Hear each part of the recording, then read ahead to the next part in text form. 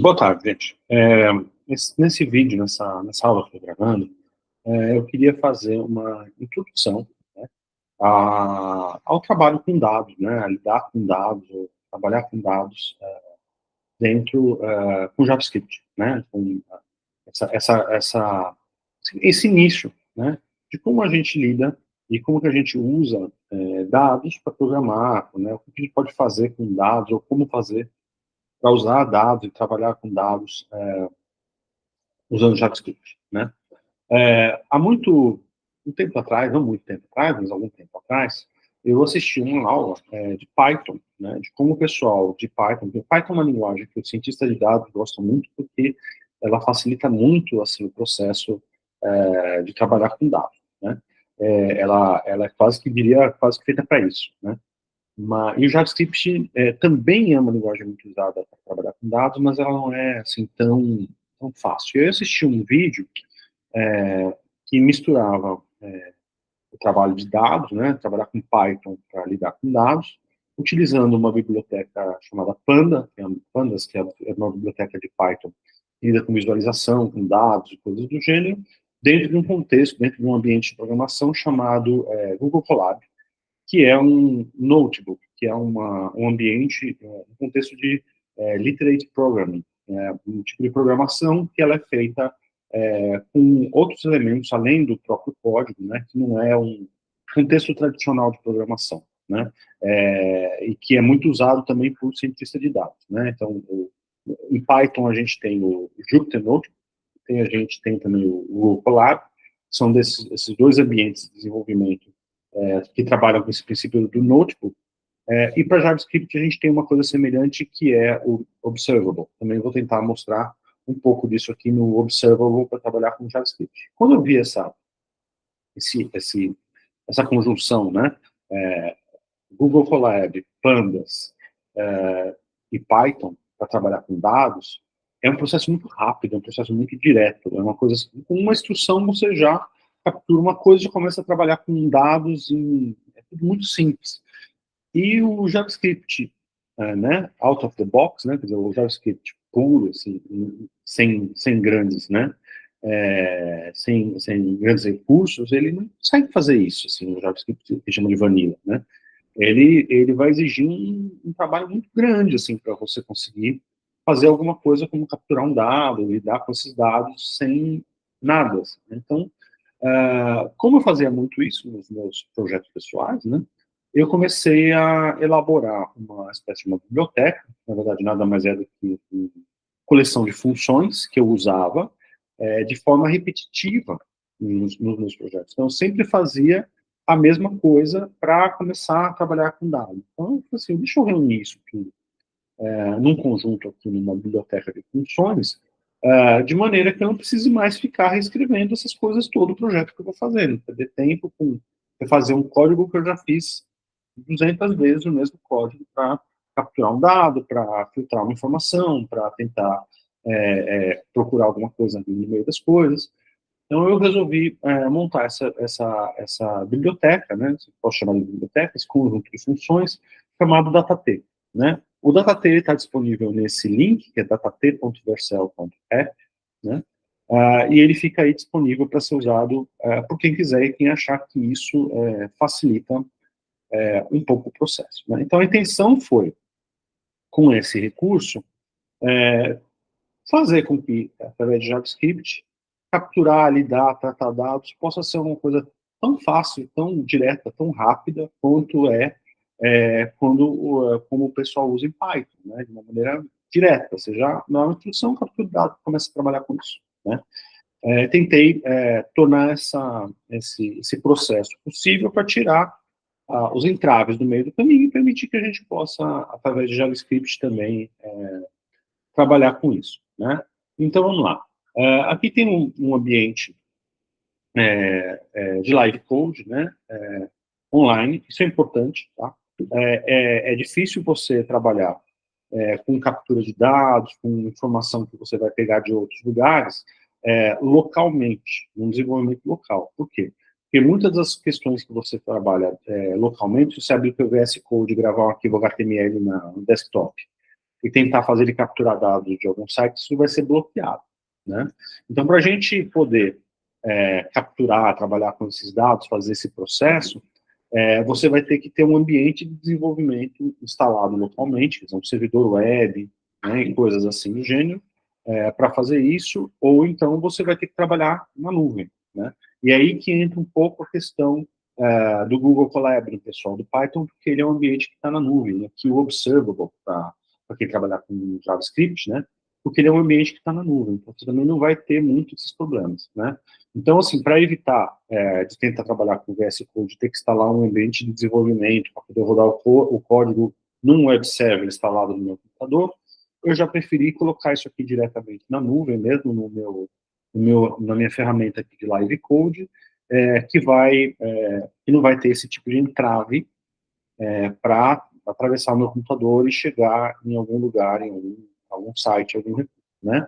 Então, isso é uma coisa que tem que ficar sempre esperto, independente de qual seja a linguagem. Se você também fizer desenvolvimento local em Python, no seu computador, você vai precisar de alguma coisa, de algum contexto que permita que ele acesse outras coisas, e, contanto, você também não vai acessar dados, não vai conseguir atravessar as barreiras ali, né? Ele vai falar que não pode transferir dados de um website que isso não é seguro. Você precisa estar realmente trabalhando online, na nuvem, para que você possa, de fato, fazer isso de maneira transparente, tá?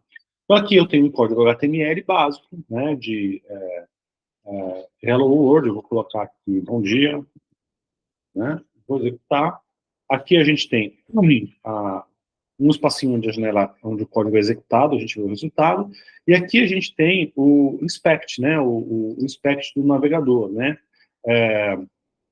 que é onde a gente tem acesso ao console, né, e é onde a gente pode ver o que vai acontecer. Isso é importante porque nesse processo a gente vai jogar muita coisa para o console para ver os dados, para olhar se está capturado dados, o que tem ali, o que foi feito, né? Então o console é um contexto bem assim, importante para a gente poder trabalhar com dados. Como é que eu faço para usar o DataT, para fazer isso de maneira fácil, rápida e sem burocracia e sem dificuldade? Então, aqui, a primeira coisa é carregar o código do DataT, que é um código bem pequenininho, tem 4, 5 KB, nada muito além disso, né? E ele não roda nada, ele não é um framework, ele só carrega umas funções. Então, é uma coisa bem tranquila de ser utilizada. Então, a gente coloca ele aqui no código HTML mesmo, né? Fazendo isso, não vai ter efeito nenhum. Nada vai mudar. Absolutamente nada vai ser alterado, porque só carregou um monte de funções, que são essas funções que estão aqui documentadas na própria página do DataT. Tá. Uma das primeiras coisas que eu vou querer fazer, vai ser capturar dados, para poder trabalhar com eles. Tá. Onde que eu vou capturar dados? Que dados que me interessam pegar?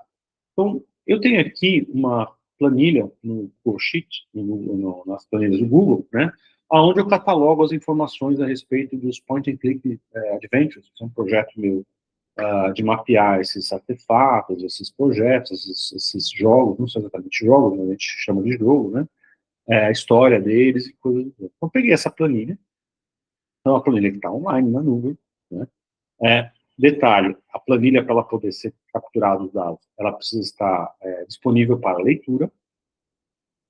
Então, eu preciso que qualquer pessoa com um link possa ler esses dados. Se eu não tiver isso, não vai ter como acessar, não tem como acessar. Mas uma vez que ela seja acessível para todo mundo poder ler, eu posso capturar os dados aqui com o DataT, né? Então, eu quero trabalhar com esses dados que já estão aqui para facilitar a minha vida. Qualquer planilha online serve, né?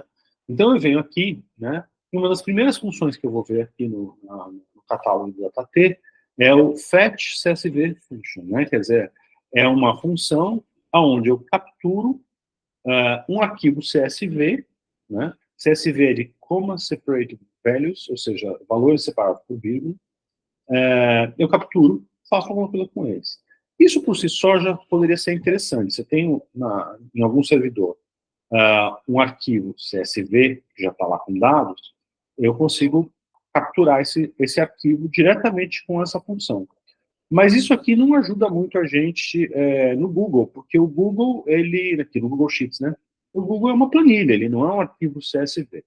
Bom, existe uma outra função aqui, que é a função Google Sheets CSV URL, que ela, de fato, vai transformar a URL da planilha para uma saída CSV diretamente do próprio Google, né? Então, se eu colocar o endereço da minha planilha aqui, ele vai me devolver uma URL onde os dados do Google estão em CSV. Então, eu poderia colocar esse resultado aqui dentro do get CSV data e pronto, já resolveria meu problema.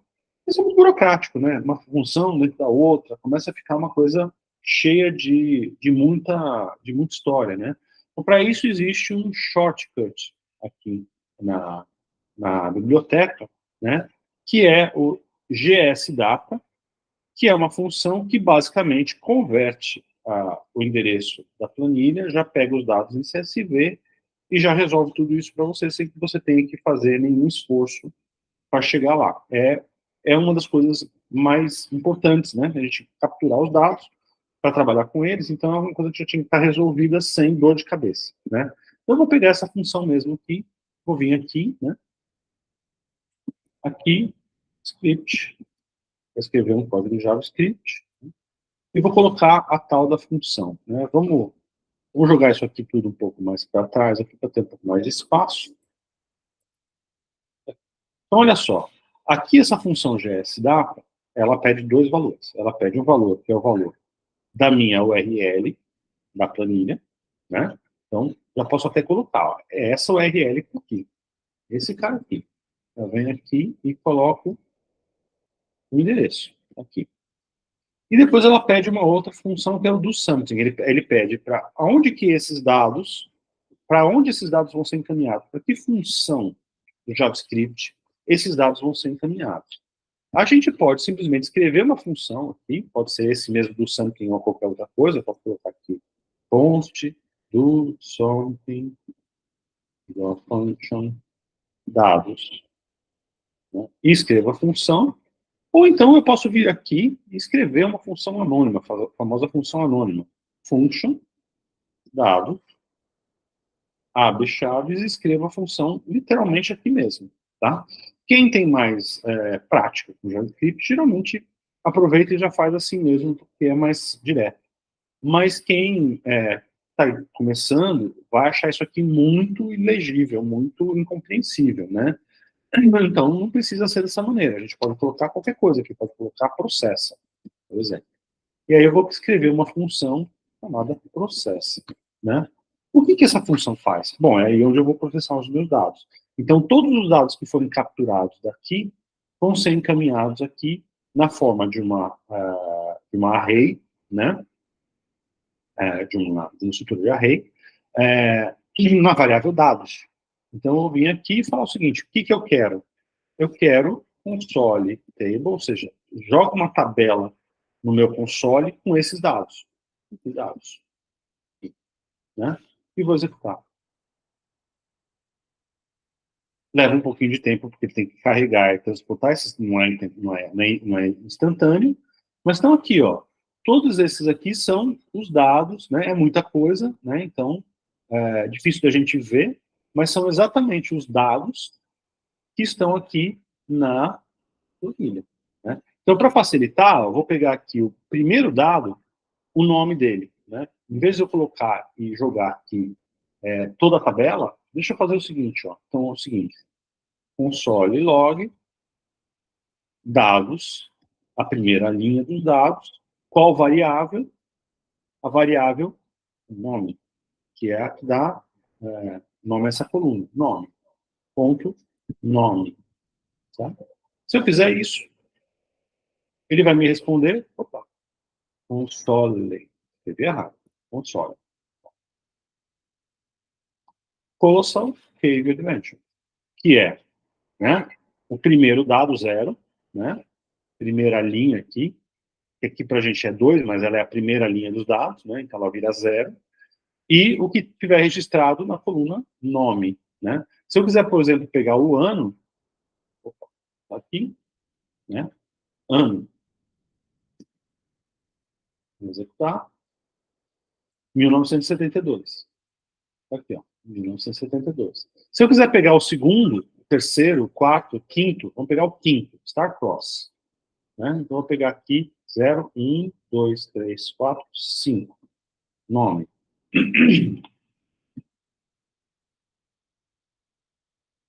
O ano 1, não, quinto, então, qual que é? 0, 1, 2, 3, 4, 5, tá certo. O quinto seria o 4, né? 0 até 4 é o quinto. O ano 1, né? Se eu quiser pegar o ano dele, ó, 1983, ano, aqui, 83 vai aparecer aqui. Ou seja, colocando isso aqui no meu código, isso, somente isso, carregando através do GS Data, os dados, né? Ah, e criando uma função para lidar com esses dados, para que receber o que chama de callback, né? Depois que eu fizer isso, quem que eu chamo? Qual é o callback? Quem é que eu chamo para lidar com isso, né? Eu já estou trabalhando com dados online, disponíveis em uma tabela do Google, né? Toda registrada, organizada, do jeito que eu quiser, já capturando esses dados e fazendo o que eu bem quiser com eles aqui, né? Então vamos lá, qual é o dia a dia, né? De quem faz alguma coisa com dados e constrói alguma coisa na tela, uma imagem, alguma coisa, né? Então, uma das coisas que a gente faz normalmente é, por exemplo, exibir dados, né? Então vamos lá, em vez de apresentar um, um valor, um nome ali na tela, o que eu quero no console? Eu quero apresentar alguma coisa na tela mesmo, no meu documento HTML. Como é que eu posso fazer isso, né? Então vamos lá, eu tenho aqui no body, né? Eu vou ter um div chamado de resultado. Então é um bloco de texto, de conteúdo, onde tem um nome chamado resultado, né? Então eu venho aqui e falo o seguinte, ó, let lista é igual a nada, né? Falou vazio. Eu vou usar aqui essas string template, que são essas aspas tortas, assim, né? For let igual a 0 e menor que dados também. Ou seja, eu vou fazer um for por todos os dados que eu capturei lá da planilha, e mais. E o que eu vou fazer com esses dados? Eu vou vir aqui e falar o seguinte, lista mais igual, lista é igual a eu tenho nela mais, né? Vou colocar aqui P, um parágrafo, né, em HTML, e vou colocar aqui dados e, ou seja, a linha, né, vou pegar alguma coisa de linha depois de linha, e vou colocar aqui o nome mais espaço mais dados e ano. Então, eu vou colocar o nome do point and click separado por ano. Cada um deles num parágrafo. Então, eu vou escrever vários parágrafos no meu código. Né? Essa lista vai ser um string, vai ser um texto com vários P's. E dentro de cada um desses P's vai estar o nome e o ano. Nome, ano. Nome, espaço, ano. Nome, espaço, ano. Vários. Cento e tantos eu tenho aqui, né? 240. Então, vão ser 240 linhas, né? Com essas informações. Bom, depois que eu compilar essa lista inteira de nomes, né, de valores, né, de nomes de point-and-click e seus respectivos anos, eu quero que esse conjunto HTML, um código HTML, que ele seja colocado dentro daquele div chamado resultado. Então, document get element by ID, resultado, inner HTML igual a lista, tá? Então, a minha função processa aqui, ela vai pegar os dados todos, compilar esses dados em um formato de código HTML, com um parágrafo, com o nome e o ano, né, de cada uma das linhas, né, e vai pegar esse valor e vai colocar esse valor dentro de um div, né, esse código, não é só o valor, é um código HTML que vai ser colocado dentro de um div. Vamos lá, vamos ver, tá? Opa, fiz alguma bobagem? Putz. Ah, 19, onde que eu errei aqui? Dados, teve errado alguma coisa?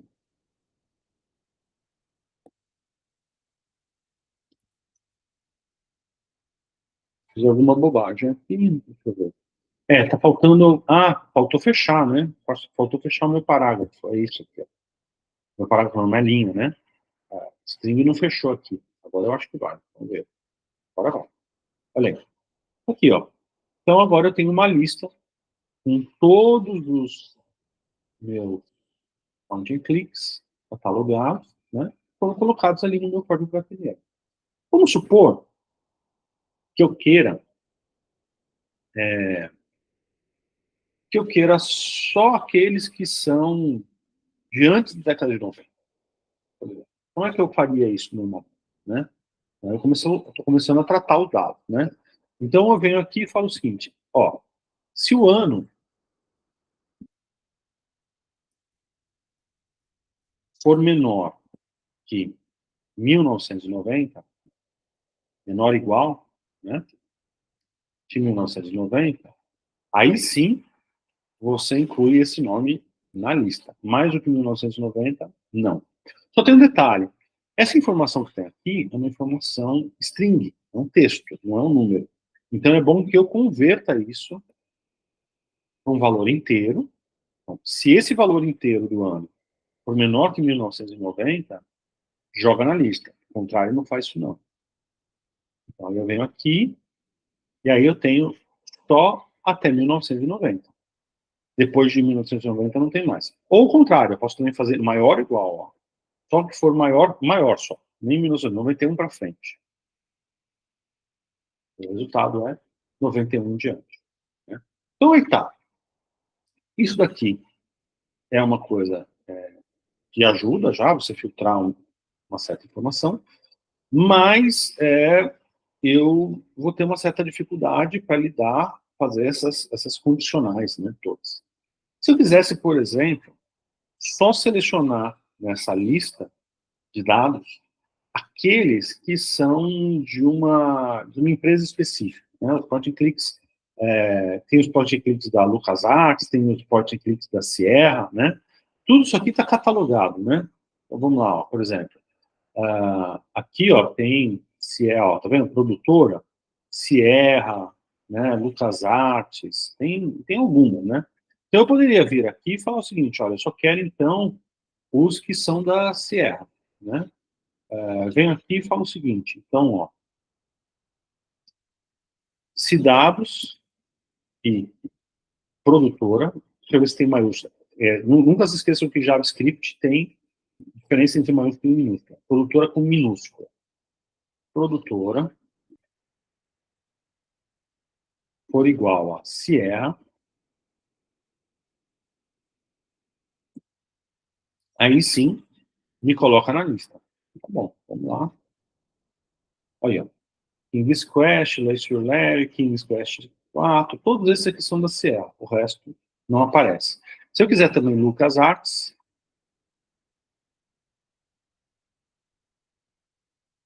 ó, tá aqui o da LucasArts. Agora, tem um detalhe interessante, importante, né? Se eu só colocar Lucas Arts, ou Lucas, não LucasArts, não vai ter nenhum. Porque o que eu estou verificando é a palavra Lucas, e aqui não é Lucas, é LucasArts, né? Então, eu tenho que colocar exatamente o termo preciso, né? Se eu não colocar o termo preciso, vamos supor que, por acaso, em vez de estar escrito Sierra em algum deles, está escrito Sierra Online, que é o nome realmente da Sierra completa, é Sierra Online, né? Eu colocando só Sierra, eu não ia achar, porque esse título que é Sierra Online não ia ser igual a Sierra. Então, aí vem uma outra questão importante quando a gente está trabalhando com dados, que é como é que a gente faz essas consultas, como é que a gente filtra certas coisas. E aí o DataT também tem uma coisa bem bacana, bem prática para a gente, que é trabalhar com o select, né? Vamos lá, deixa eu achar aqui. Select. Então, o que faz a função select? O que faz esse cara aqui, que é a função select? Ele pega um conjunto, array, uma tabela com muitos dados, que nem a gente tem aqui, uma planilha, e ele vai criar uma outra array apenas com dados que seguirem uma certa regra. Então, a gente pode criar a regra, então a gente pode fazer, através da função select pura, a gente fala qual é a array antiga, a gente pode estabelecer uma certa regra e estabelecer um padrão para ser testado, para verificar se a regra funciona. Mais complexo, você pode criar coisas bem diferentes. Ou você pode usar já alguns padrões prontos, né, e definidos já para essa função, para facilitar a vida, que é o que a gente mais usa, né, são as coisas que a gente mais usa. Então aqui, ó, essa função pattern check, ela permite que a gente use uma famosa regex, uma padrão regular, né? Então você entrega uma regex, né, um pattern, né, que tem uma certa sintaxe, e ele vai verificar se existe algum dado que respeita isso daí, e havendo, ele vai incluir na sua nova array. A gente pode usar o multi-pattern check add, que você vai dar, então, palavras, termos, com uma string, e se ele encontrar em qualquer uma das colunas da linha uma dessas palavras, uma ou mais dessas palavras, ele vai incluir aquele termo.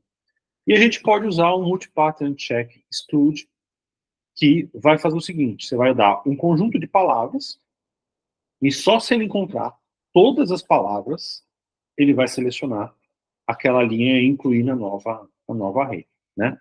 Então, na prática, o que significa isso? Significa que aqui eu vou colocar um conjunto de termos que, aonde aparecer algum deles, ele joga para dentro esse dado, e aqui eu vou colocar um conjunto de termos que só nas linhas onde todos os termos aparecerem em algum lugar, pode ser em colunas separadas, pode ser em critérios separados, mas tem que estar, todos os termos aí que foram indicados tem que estar presente naquele registro, naquele dado. E aí, se isso acontecer, ele vai incluir aquele registro na novo conjunto de dados, tá? Ou aqui a gente pode dar um regex, o famoso regex, você vai dar uma estrutura dinâmica e ele vai encontrar um padrão, não é um termo. É um determinado padrão, ó, é um conjunto de, uma sequência de números intercalada por um traço, um telefone, né? Possibilidade de número de telefone. Ele encontrou esse padrão, ele joga para dentro, né? Então, esses três padrões prontos, essas três funçõezinhas, né, recursos prontos, que vão substituir você definir qual é o conjunto de regras que você quer, vão facilitar muito a nossa vida. Então, a instrução para a gente usar o exclude é o que geralmente a gente mais usa, a gente dá um conjunto e filtra só quando acontece aquelas coisas. Você vai separar aquele dado, né? Select é de seleção mesmo, vou fazer uma seleção apenas dos dados que tiverem essas informações, né? Então a gente pode usar o select completo, que é esse cara aqui, né? Então eu venho aqui e falo o seguinte, olha, let separados igual a select, ou de array não, é dados, são os meus dados aqui, né? Dados, né? Multi-pattern check exclude, né? E eu coloco os termos que eu quiser. Por exemplo, Lucas, né? Não vou colocar Lucas Arte, é só Lucas. Ou então, para facilitar, para não ter que ficar dando essas informações como qual é o padrão, qual é o parâmetro e tal, também tem aqui no DataT um shortcut, que é, olha, se você vai usar o multi-pattern check exclude, não precisa nem colocar, usa o select e. Select e é o select já com o multi-pattern check exclude. Então você não precisa nem escrever ele inteiro, você vai colocar aqui, ó. Select e, de exclude, dados. Vou colocar meus termos aqui, né? Quais são os meus termos? Vou colocar meu mouse para de funcionar, porque... Volta, mouse. O mouse parou. Deixa eu usar aqui o... Eu vou vir aqui e colocar Lucas. Detalhe é que no caso desse multi-pattern check, né, a gente pode usar, inclusive, não precisa se preocupar com maiúsculas e minúsculas. que ele já está preparado para não trabalhar com case sensitivity. Ou seja, se você colocar alguma coisa com minúscula, mas tiver uma maiúscula, ele vai considerar de qualquer forma, né? Ele vai considerar muito mais os textos e os termos utilizados do que o conteúdo propriamente dito, né? Então, quando eu faço isso, ó, separados, e coloco uma seleção dos dados originais do conjunto maior, ele vai criar um conjunto menor, um conjunto pequeno de dados que tem essas características. Então, eu venho aqui, né, e vou falar o seguinte: em vez de usar dados, aqui, ó, eu vou usar os separados, eu vou usar o meu conjunto menor. Separados, né, separados, e separados. Separados. Aqui, vamos ver o resultado? Pelo jeito, não funcionou. Alguma coisa, né, não foi. Ele não achou nada, alguma coisa que eu errei aqui. Deixa eu ver. Tá, claro, né? Isso aqui tudo tá errado. Isso aqui não precisa. Esse if não precisa existir mais, né? E esse if estava tirando todos eles da brincadeira. Por quê? O if lá fazia assim, ó, separa se a produtora for Lucas. Não existe. Agora, eu já separei o conjunto aqui no processo de seleção mesmo. Já fiz um select do grupo e separei os que tem Lucas alguma coisa na saída, né? Agora sim, ó, aparece aqui todos eles. Agora, vamos lá. Eu falei que tem o exclude, mas tem o add, né? E o select add é select A. Em vez de select E, é select A. Por que aqui pode ser interessante? Porque se eu colocar, por exemplo, Lucas, se erra, o select A, o select add, né? O multi-pattern check add, ele vai juntar. Então, eu vou juntar nessa lista de seleção todos aqueles que possuem Lucas e todos aqueles que possuem Sierra. Então, eu vou juntar a lista da LucasArts e da Sierra numa seleção só, com essa instrução add, que ela não exclui, ela inclui, né? Olha aí. Então, eu tenho aqui os produtos da Sierra, né? E tenho também os produtos da LucasArts, usando essas funções de select, de seleção. Eu estou separando um conjunto ali, um subgrupo, né, um pedacinho de um conjunto de dados maior, né, para trabalhar e para usar. Foi muito bem, tá? Vamos fazer agora vou mudar de ambiente, né? Eu vou trabalhar com um outro ambiente, né, para vocês verem também que essas mesmas coisas são possíveis, né? Tudo isso é possível em outro contexto, né? Então, além das funções de select, tem uma série de outras coisas de filtro, como colocar em ordem alfabética, por um critério, né? Fazer um filtro por uma condição de alguma coisa, de algum pattern, fazer um filtro de dados onde exista uma determinada informação em deles e separar o conjunto. Quer dizer, tem uma série de funções aqui que podem ser úteis. A gente já vai mostrar algumas delas. Mas antes da gente fazer isso, vamos vir aqui para o Observable. Então, o Observable é uma plataforma de programação literária, Literacy Program, né? Então, o que eu quero mostrar para vocês aqui é que a mesma coisa que eu estou usando no meu ambiente de programação tradicional, eu posso usar também aqui, da mesma maneira que o pessoal de Python usa o Colab ou o Jupyter Notebook. Então, eu venho aqui, né? Vou colocar aqui a aula com data-t, né? E essa é meu título, né? É assim que funcionam os notebooks. Eles têm esses blocos, né, de conteúdo, onde você pode colocar programação, texto, vídeo, HTML, documentos, você pode colocar o que você quiser, né?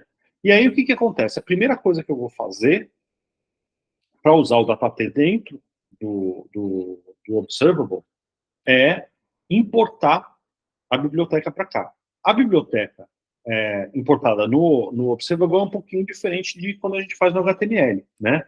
Então, o que acontece? Tem até a informação aqui, ó. Para você pegar a função do data-t para o Observable, você vai usar uma um documento, um notebook, né? Vou até aqui abrir ele, né? Esse notebook aqui, que é o notebook do DataT no Observable. Tá? Então, o que a gente vai precisar? A gente vai precisar das funções que a gente quer usar aqui desse notebook. Então, a gente vai usar, por exemplo, também o GSData, né? E a gente vai precisar do endereço, né? Do usuário e do notebook. Tá? Então, vamos lá, deixa eu vir aqui para o meu novo notebook aqui. Então, eu vou fazer o seguinte, ó, import, abrir um bloco de JavaScript, né, de programação JavaScript, import gsdata, entre chaves, from, e agora entre aspas, Hanoia barra data t. O que isso aqui faz? Isso vai entrar no notebook chamado import, né, import, né? Deixa eu ver se eu vou aumentar um pouquinho o tamanho aqui para não ficar tão difícil de ler. Então, eu estou importando, eu estou puxando para esse notebook a função gsdata, que faz parte do notebook @hanoia barra datat. Tá? Então, ele puxou a função. Eu já posso usar essa função. A diferença da função do observable para a função para o ambiente de programação convencional é que, ao invés de você dar uma função de callback, você colocar o endereço e falar, e joga isso para a função tal, você vai igualar, né, você vai criar já uma outra variável que vai receber os dados. Né? Então, vamos lá. Cadê aqui o GSData? Deixa eu achar ele aqui, ó. Está aqui, ó. GSData. Em vez de eu falar GSData, colocar o endereço da planilha e depois colocar vírgula, a função que eu quero que processe, a função que eu quero que processe, os dados vão ser recebidos numa array chamada myData, ou aquilo que eu bem quiser. Então, deixa eu copiar essa linha aqui, ó. Vamos lá para o meu notebook. Então, vou colocar aqui dados, é mais fácil, igual a gsdata, e aí deixa eu pegar aqui no meu código aqui, qual é o endereço desse cara. Vamos lá. Qual é o endereço? Esse endereço. Então, eu vou capturar dentro do observable todos os dados da minha planilha lá de content click, né? Então, aqui, ó. Todos os dados estão aqui, ó. Está tudo aqui. Por que o observable é interessante? Por que quem trabalha com ciência de dados gosta dos notebooks? Porque, olha só, no que eu já carreguei isso daqui para dentro de uma array, dentro de uma variável, ele já automaticamente me exibiu todos os dados de uma maneira muito prática, onde eu posso ver os dados, analisar esses dados, sem fazer nada com eles. Eu já estou enxergando tudo que está aí. Né? Já consigo ver quais são as linhas, já consigo ver quais são as colunas, o nome das colunas. Eu já consigo entender tudo que eu preciso dos dados, sem ter que ficar entrando na planilha, ficar vendo, né? Já está tudo aqui. Muito fácil, muito prático para eu poder enxergar. Né? Então, vamos fazer a mesma coisa que a gente fez com um ambiente de programação tradicional. Né? Então, eu vou criar aqui uma função, uma nova função, lista é igual a function, tá, D, vou chamar só de D para facilitar minha vida. Tá? O que essa função faz? Let code igual a nada, assim, né? For let i igual a 0, i menor que b length, certo? I mais mais. E aí eu vou colocar aqui o quê? Eu vou pegar e vou colocar aqui code é igual, agora lista, né? A gente estava usando lista, vamos usar lista para ficar parecido, para não ficar lista. Lista é igual a, né? P, parágrafo, código HTML mesmo. E aqui dentro eu vou colocar, né, essa sintaxe do ECMAScript 6, né, que permite que eu coloque variáveis diretamente, sem ter que fechar as aspas. Quando é uma string template, que é essa com as aspas tortas, tá? Eu posso colocar as variáveis diretamente aqui, D, I, quer dizer, a variável D é a variável que recebe todos os dados. Eu só quero a linha, né, I, a linha 1, 2, 3, 4, nome, certo? Vou colocar nome I, né? Vou colocar isso aqui, e colocar também ano, para ficar bem parecido com o outro. Ano. Tá bom.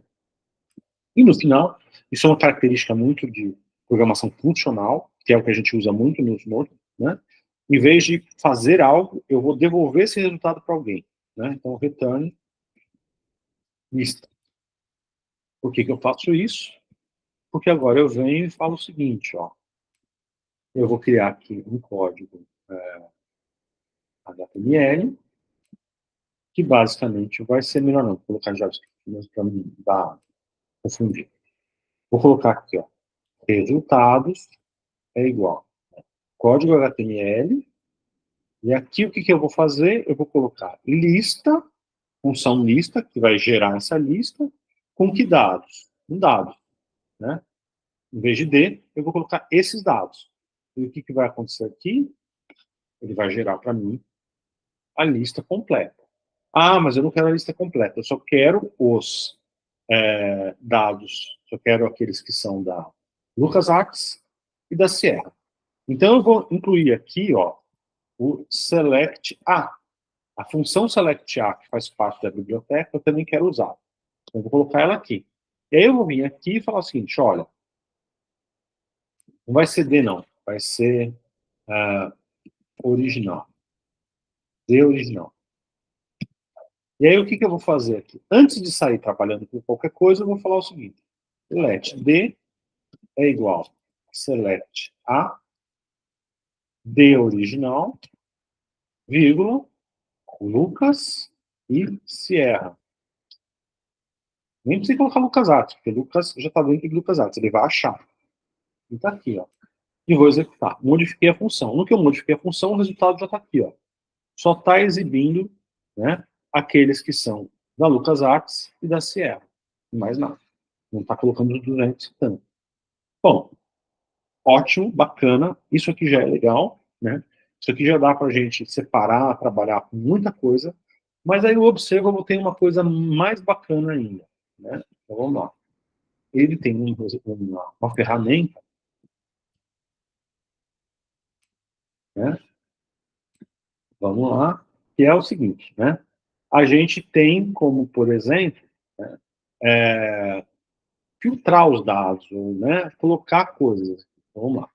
Dados, eu vou colocar input, searcher, input, search, eu acho que quero search, não, não é o search. É o... Talvez não seja a parte do... Deixa eu dar uma olhadinha aqui num outro notebook para lembrar. Qualquer um deles eu vou usar esse recurso. Não estou lembrando aqui de cabeça qual é a instrução. Estou vindo roubar aqui a filtragem aqui dele. Esse cara aqui. É o input search mesmo. É um search. Eu estou bancando o Go, né? Então vamos lá. Ó, dados. Aí eu vou colocar o tal do input search. E ele tem essa coisa do view off para ser em tempo real, né? Para pegar os valores, né? Input search. Então, o que ele faz? O que essa função faz? Né? Ele vai me pedir qual é o dado que eu quero fazer algum tipo de pesquisa, né, de consulta. Então, eu vou colocar aqui dados, a minha array original, né? Disabled, eu vou colocar false. Ele não está disabled, ele está funcionando perfeitamente, né? E qual é a query, quais são os dados, né? Qual placeholder é o que vai aparecer. Aqui eu vou colocar dados filtrados, é o nome mesmo da variável. E aqui eu vou colocar, por exemplo, Sierra.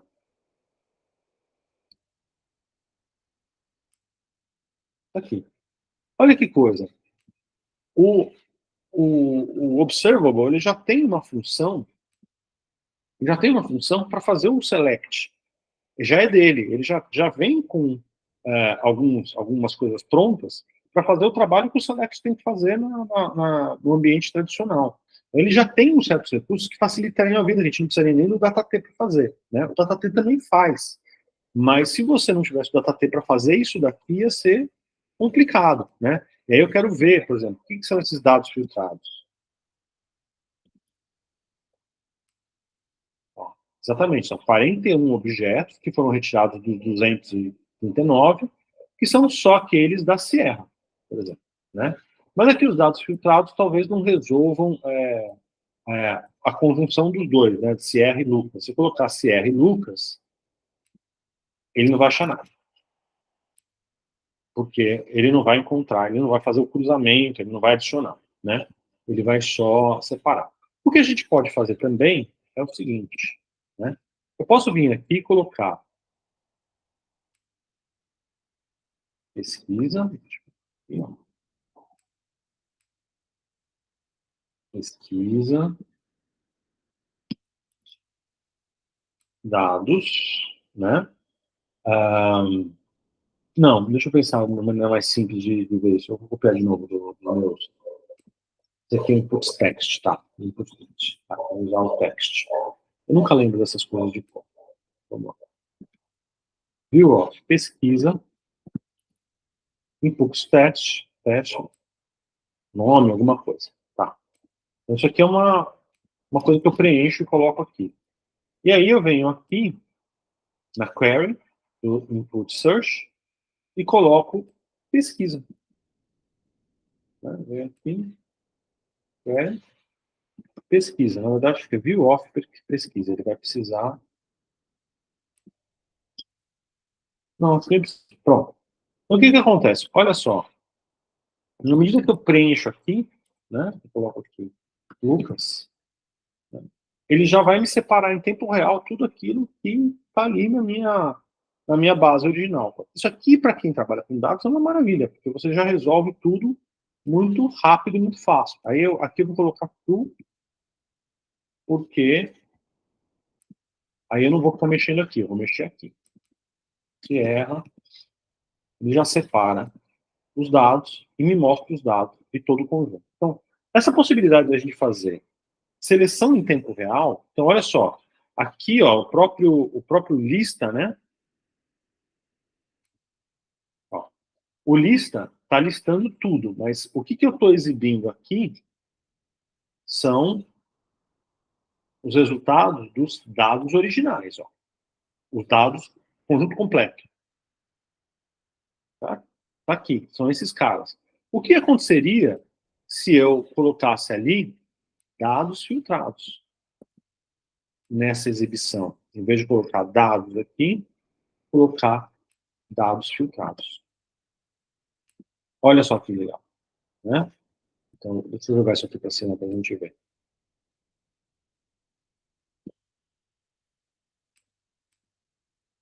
Olha aí. Então, a partir de agora, se eu colocar Sierra, ele vai mostrar Sierra. Se eu colocar Lucas Arts, ele vai mostrar os resultados do Lucas Arts. Se eu colocar, deixa eu tentar lembrar de outra, vamos ver aqui na lista outra produtora. Nem precisa ser produtora, Cinematronics. Ó. Cinema, ele vai me mostrar o resultado do Cinematronics, ou seja, está filtrando em tempo real os dados para mim.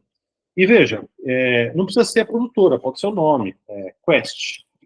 Ó, ele vai passar por todos os dados e onde ele encontrar a palavra Quest, se tiver, ele vai jogar esses dados aí para dentro. Então, o Observable, ele tem uma ferramenta de pesquisa e consulta em tempo real que é muito boa para a gente ver os dados, para a gente separar os dados, para a gente poder, de uma maneira digitando, escrevendo, encontrar aquilo que a gente precisa no conjunto. Certo?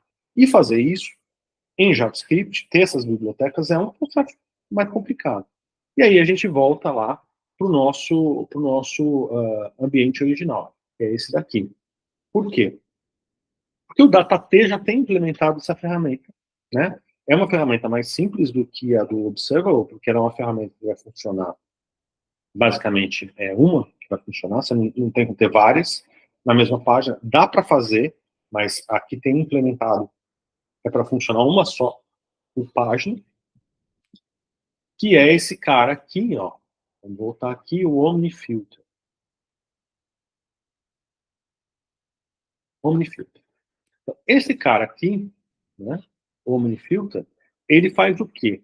Ele resolve todo esse problema de capturar dados e estabelecer um campo de filtragem em tempo real para as bases de dados e processar isso de uma maneira mais simples e mais rápida para você implementar no código HTML. Então, como é que a gente faz isso? Então, vamos lá. O que ele precisa?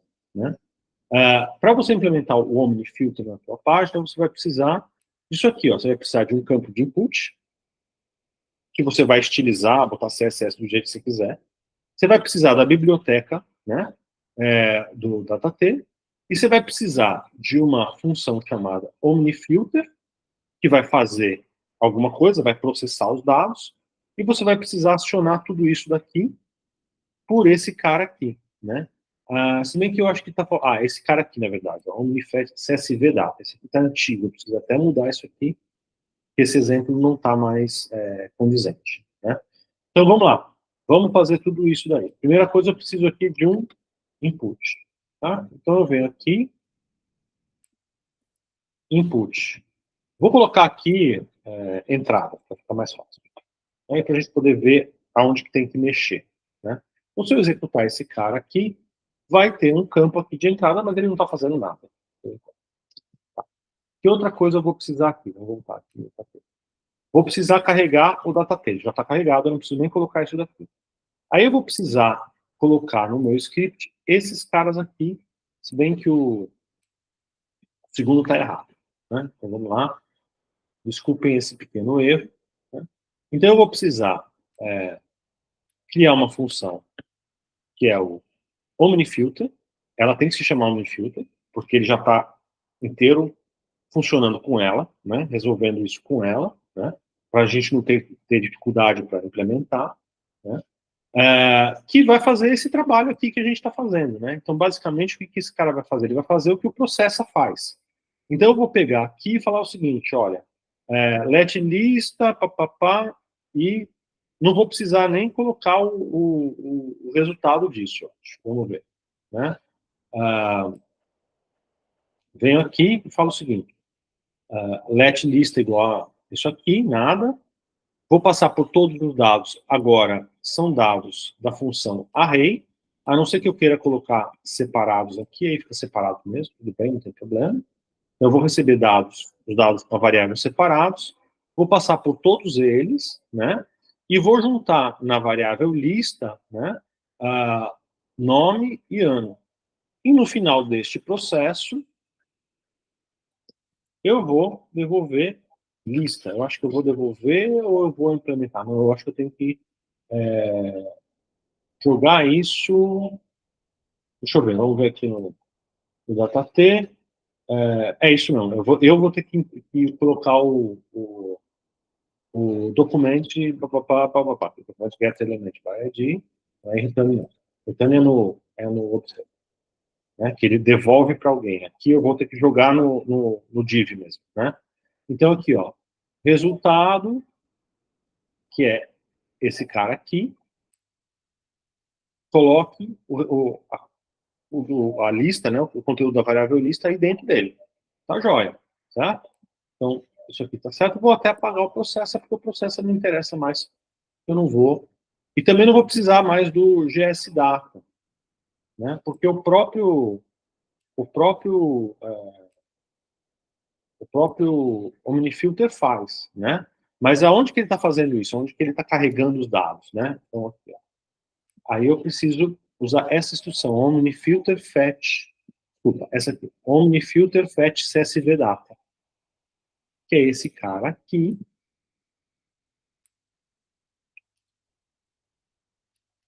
E aí eu vou precisar também usar aquela funçãozinha que eu comentei no começo, que é o Google Sheet CSV URL, que vai mudar a minha ó. Isso também poderia depois, com o tempo, fazer um shortcut para facilitar a vida, né? Tudo bem, vou fazer isso com o tempo, colocar ali na biblioteca. Então, o que acontece? Ó? Eu estou carregando um mecanismo, então um mecanismo pronto, de filtragem em tempo real, com que dado? Com esses dados aqui, eu estou pegando a URL da planilha, convertendo para receber isso em CSV, e monitorando o filtro através de algum elemento do meu código HTML, que é esse cara aqui, não é my input element, é entrada, certo? É esse o cara que é responsável por, no que eu mexer nele, ele muda os resultados. Tá? Vamos ver aqui. Então, olha só. Então, aqui todos os dados, tá? Mas eu venho aqui e escrevo Sierra.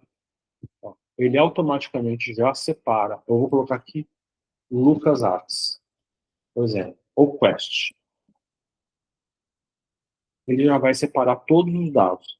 E aí, claro, aqui a gente só está gerando uma lista com nomes, mas a gente poderia processar, fazer visualização, né? Criar gráficos, view de aba 4. Né? Então, tudo isso que a gente está vendo sendo feito aqui é um processo que geralmente dá muito trabalho para ser feito, mas já está pronto. Você vai e coloca 3 ou 4 instruções aqui no seu JavaScript, você já carrega dados que estão numa planilha, já filtra eles em tempo real e já consegue resolver. Daria para fazer isso, em vez de ser um exclude, né, em vez de usar aqui, se eu colocar uma palavra, king, e eu colocar outra palavra, quest, será que daria para ele adicionar tudo que tem king e tudo que tem quest, em vez de excluir? Para fazer isso dá um pouco de trabalho, né? Mas basicamente a maneira com que o código está escrito aqui, ó, o código original, o source code do DataT, ele vai mostrar como é que essa filtragem acontece, né? Deixa eu achar aqui o OmniFilter. Aqui, ó. Então, como é que o OmniFilter funciona? Né? Então, eu vou pegar aqui, ó, OmniFilter fetch data. Então, é uma função que pega um URL e um elemento, o ID de um elemento. E aí ele faz um fetch, né? Depois ele pega os dados, processa todos os dados SV e transforma isso, né? Olha só quanta coisa, né? O que você fez. Transforma tudo isso em uma array, certo? Que é esse cara aqui, array. E depois ele executa start OmniFilter com a array, o elemento, o ID, né, onde está sendo monitorado, e processa com a função OmniFilter. A função OmniFilter original não tem nada, né? Então tá aqui, ó, joga no console, né? E faz o quê, ó? Documents, element by ID, eu coloco um evento para ficar monitorando a mudança, né? E toda vez que houver uma mudança, né? Ele vai realizar o quê? Um select com multi-pattern check exclude. Então, para você poder alterar e colocar um multi-pattern check add, a gente precisaria modificar essa função. Então, eu viria aqui, por exemplo, né? Tá aqui. E vou fazer o seguinte, ó, vou vir aqui e colocar o seguinte. Ó, tudo aqui está tudo certo, está tudo igual, só que, em vez de usar multi-pattern check exclude, eu vou usar multi-pattern check add. Ou então eu colocaria select A aqui. Isso vai mudar essa função original ali do DataT, certo? Se eu não fizer bobagem, então eu vou colocar aqui Lucas Sierra. Ó. E aí ele fez um add em vez de fazer o exclude, porque eu modifiquei a função original do DataT e fazia todo o processamento, né, e usava o exclude e não o add, por exemplo. Né? Mas aqui já envolve você olhar o código, entender o que ele faz, né? Talvez nem todo mundo queira mexer com essas coisas, né? Queira mexer no código, mas ele permite, inclusive, que você redefina algumas das funções, não todas, né? A maioria é constante, não pode mexer, mas algumas são feitas para que elas possam ser alteradas se assim for necessário. Então, esse conjunto de funções reproduz uma coisa que no Observable ele já existe nativamente, já está lá disponível, né? E é muito fácil de fazer, é muito tranquilo de fazer, mas que em JavaScript puro é uma complicação de ser resolvido, né? E aqui a gente consegue fazer isso com uma certa facilidade. Vê, o OmniFilter ele é feito para ter um só na página, ele não é feito para processar várias pesquisas ao mesmo tempo com resultados diferentes, mas também é possível se fazer várias consultas. Aí você vai precisar tirar cópia dessas funções, né, tirar cópia do OmniFilter aqui, né, seja o OmniFilter Fetch, vai ter um, dois, ou três, ou quatro, OmniFilter Fetch 1, OmniFilter Fetch 2, e aí eles vão chamar Start OmniFilter 1, Start OmniFilter 2, você vai multiplicar a quantidade de funções, né? E aí cada um vai fazer a sua parte e vai até dar para ter várias se você quiser fazer várias, mas vai ficar um código mais complicado e você vai ter que estabelecer isso no teu próprio código para habilitar aí várias delas ao mesmo tempo, né? Ele não foi feito para resolver esse tipo de problema, mas dá para fazer, dá para resolver. E vai ser mais fácil fazer isso do que tentar fazer um mecanismo do zero que faça essas múltiplas filtragens em tempo real, né? Então dá para fazer filtragem em tempo real, dá para fazer filtragem no código mesmo, dá para separar o conceito. Esse conjunto de ferramentas facilita aí de maneira muito grande, né, a possibilidade que a gente tem de lidar com dados, né? E aí, por exemplo, pegando aqui coisas que foram feitas utilizando o DataT, né, mesmo no Observable, né? Então, por exemplo, aqui eu tenho uma visualização de dados, né, de um conjunto de bolsas com tempo e coisa do gênero, que a gente pode fazer pesquisa. Então, eu posso vir aqui e colocar, por exemplo, mestrado, né? E aí ele vai filtrar só o mestrado, e ó, só os dados de mestrado. Eu posso vir aqui e colocar doutorado. Ele vai me colocar só os dados do doutorado, vou colocar um nome, por exemplo, vou colocar Marcelo aqui. E aí ele vai me separar quem chama Marcelo, se tem algum, tem um, né? Por exemplo, né? Então, esse tipo de visualização, né? Aqui, eu consigo fazer utilizando o DataT. Ele está aqui, ó. Se a gente olhar aqui, ó, ele está aqui. É porque ele pegou os dados aqui e eu consigo fazer esse tipo de coisa. A vantagem de a gente usar uma ferramenta que no Observable que é feita para ciência de dados e para coisas assim, é que a gente pode também, né, vamos lá, o FPE, Versal, a gente pode trazer essa construção feita no Observable para fora do Observable. É a mesma coisa. Na verdade, por trás disso aqui tem o Observable mesmo, né? O Observable está aí funcionando atrás dele, né? Mas eu não estou no ambiente do Observable, eu já estou trazendo esse produto para fora do Observable, numa página, num documento online, né? Novo, aqui, ó. Vou colocar só Marcelo, né? Marcos, né? Mas vamos ver se tem quem tem doutorado. Estou fazendo um exclude aqui, né?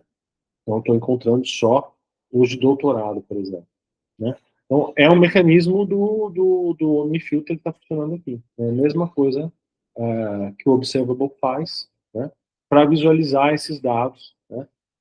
Eu já estou falando de visualização e não apenas de ciência de dados, de trabalhar com dados, com programar com dados, né, lidar com os dados. Aí eu já estou transformando esses dados em alguma coisa gráfica, alguma coisa visual, né? Então, os ambientes de notebook são realmente interessantes, né? Porque eles permitem que a gente faça com mais facilidade o trabalho em cima de dados. Mas mesmo um ambiente que nem o Observable, ele não vai fazer tudo para a gente. Então, assim, capturar o dado de uma planilha, né? E processar e transformar isso numa array é uma coisa que não vem diretamente com o observable. Dá para fazer, porque ele tem o D3 embutido, então você pode capturar CSV através do D3, mas você vai ter que também resolver a URL do Google para poder pegar o lugar certo, por exemplo. Né? Mas se você quiser jogar um arquivo CSV aí dentro do Observable e usar esse arquivo diretamente do Observable e não ficar capturando dados em tempo real de uma planilha, você consegue fazer com ele, coisa que a gente não consegue fazer tão simplesmente num ambiente de programação tradicional, né? E, de novo, esse código vai ter que estar online, em algum lugar, não pode estar no seu computador, e o arquivo CSV também tem que estar online. Então, você vai ter que ter um código na nuvem, pegando um arquivo que está na nuvem. Você vai ter que ter um servidor, você vai ter que colocar isso de alguma forma online. Né? E já vindo aqui diretamente para o Observable, já está tudo online. Você não precisa se preocupar com essas questões. Você pode colocar o seu arquivo aí, você pode anexar ele aqui, né? Anexar um arquivo CSV e capturar esse CSV junto com o que o D3 faz. Né? Então, a biblioteca D3, que é uma biblioteca importante no JavaScript para trabalhar com dados e visualização, tem uma função para capturar CSV. Né? Se você já tiver o CSV anexado, aí fica mais fácil. Senão, você vai ter que resolver toda a parte de URL para saber como pegar do Google os dados no formato CSV. Né? Nisso, o DataT talvez ajude mais, facilite, né? E algumas filtragens, algumas questões que talvez seja mais fácil processar esses dados do que com os mecanismos básicos do JavaScript. Né? O D3 provavelmente deve fazer, mas o D3 é uma biblioteca muito complexa e com muitas questões e com muitos elementos que talvez seja difícil para algumas pessoas conseguirem trabalhar, porque de fato é muita coisa, né? Tem que conhecer muita profundidade para você conseguir trabalhar direito com D3. Né? Então, quem sabe o DataT resolva umas coisas simples, umas coisas de maneira mais imediata, e facilite a vida mesmo para quem quiser trabalhar dentro do Observable, né? Dentro do Observable ou fora do Observable, né? Ele vai funcionar e ele vai auxiliar e facilitar uma série de processos. Né? Então, espero que isso seja um caminho para quem quer, para quem quiser trabalhar com dados em JavaScript, para quem quiser, né, lidar com dados em JavaScript, o DataT seja um caminho para facilitar esse processo, para dar uma aplicabilidade, né, uma maneira de usar isso, de usar e trabalhar com os dados de maneira rápida e fácil e que tire uma barreira do meio do caminho. Sempre lembrando, esses códigos vão precisar estar online, então você vai precisar ter um servidor web em algum lugar, você pode colocar talvez no sistema do GitHub mesmo, né, no Vercel, ou no servidor próprio, né, mas esses códigos vão precisar estar rodando online em um servidor web. Se você for querer fazer isso localmente, você vai precisar de um ambiente, de um web server instalado no seu computador para rodar esses códigos, não tem jeito. Então, quem quiser fazer localmente tem que saber instalar lá o web server, ou colocar um Node rodando lá, algum ambiente de web server, ou instalar esqueci o nome, não é o Apache, porque instalar o Apache do zero é o inferno, mas instalar o Champ, né, de repente o Champ é uma biblioteca, né, uma ferramenta que já traz tudo prontinho para você trabalhar de maneira mais rápida com um servidor web local, né. Então, quem quiser fazer localmente dá, mas vai ter o trabalho de estabelecer esse ambiente, né, de execução. Quem quiser ir para o online, a gente tem soluções gratuitas disponíveis, ou se você tiver um web server, use o seu web server, né, mas pelo menos essa parte de capturar o dado, trabalhar com o dado, lidar, filtrar, vocês vão ter muita facilidade utilizando aqui os recursos que estão disponíveis no DataTech, né. Algumas coisinhas aqui que eu pretendo mudar em breve, bem rápido, né? Essas coisas como, por exemplo, essas informações que estão ultrapassadas aqui, né? A gente já mudou o nome dessa função para uma versão que pega o CSV e não o JSON. Questões que eu não vou entrar aqui em caso, mas que são problemas da infraestrutura brasileira das telecoms, né? Isso aqui funcionava muito bem até a gente descobrir que uma das operadoras bloqueia algumas coisas e então muitos usuários não vão conseguir acessar dados através do JSON, né, porque tem uns bloqueios aí estranhos e bizarros, né, que impediam certas comunicações. Dá para fazer se for um arquivo local, um arquivo JSON na web, mas se você quiser transformar os dados do Google de uma planilha em JSON, dá para fazer, mas alguns provedores de internet vão bloquear, né? Sei lá por que eles inventaram isso. Então, por esse motivo, a gente agora está trabalhando com o CSV mesmo, que aí não tem nenhum tipo de bloqueio, é menos arriscado. Né? Então, tem outras funções aqui, tem funções do DOM, para trabalhar com localizar elementos na estrutura HTML, para facilitar a vida, né? Pode ser, em vez de usar aquele document get element by ID, né? Aqui, cadê ele? Em vez de ter que usar isso daqui, né? Document element by ID, ou aqui nesse caso, né? Utilizando aqui essa parte, essa outra biblioteca, né? Esse outro conjunto que é o DOM, né? A gente cria aqui umas funções mais rápidas que ele localiza qualquer coisa e já aponta para esses conteúdos de maneira mais fácil, né? E aqui o conjunto de interface, né, vai dar mais algumas funções, essas aqui vão ficar rodando algumas coisas para pegar e atualizar dados como posição do mouse, tamanho da tela, né? E vão permitir também que vocês usem um conjunto aqui de coisas para lidar com a interface, tamanho, posição dos elementos na tela, ou mesmo colocar conteúdo, né? Ó, screen, o elemento, em HTML, aí você já joga no seu documento, get element by ID, enfim. De qualquer forma, são recursos que não são necessários, né? Mas estão aí para facilitar, para agilizar alguns processos que são muito repetitivos, que a gente tem que fazer muitas vezes quando a gente está lidando com dados, colocando coisa na tela.